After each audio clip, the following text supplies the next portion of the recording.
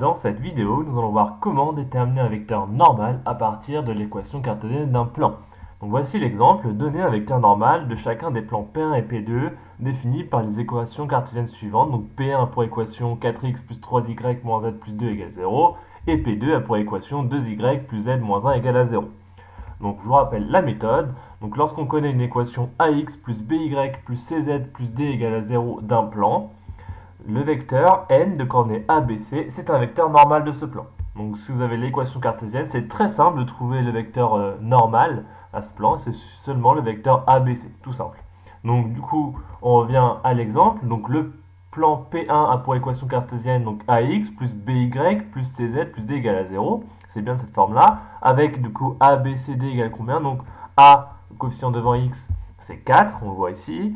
B, le coefficient devant Y, c'est 3. C, le coefficient devant Z, c'est moins 1. Il y a juste moins, donc c'est moins 1, c'est moins 1 fois Z. Et D, alors je ne l'ai pas mis ici, on n'en a pas forcément besoin. D, c'est 2. Donc on n'en a pas besoin puisque le vecteur normal, c'est A pour coordonnées, un vecteur normal a pour coordonnées ABC. Donc du coup, on en déduit que le vecteur N1 de coordonnées 4, 3, moins 1 est un vecteur normal au plan P1. Donc deuxième exemple, avec le plan P2 maintenant, 2y plus z moins 1 égale à 0. Donc on a bien une équation de la forme ax plus by plus cz plus d égale à 0. Alors attention, ici il n'y a pas de x, on ne voit pas de x, mais c'est pas grave, puisque en fait c'est comme si le a était égal à 0. 0 fois x, ça fait 0, il reste plus rien, d'accord? Donc du coup, on a a égale à 0 ici, puisqu'il n'y a pas de x dans l'équation de P2. B, le coefficient devant y, c'est 2.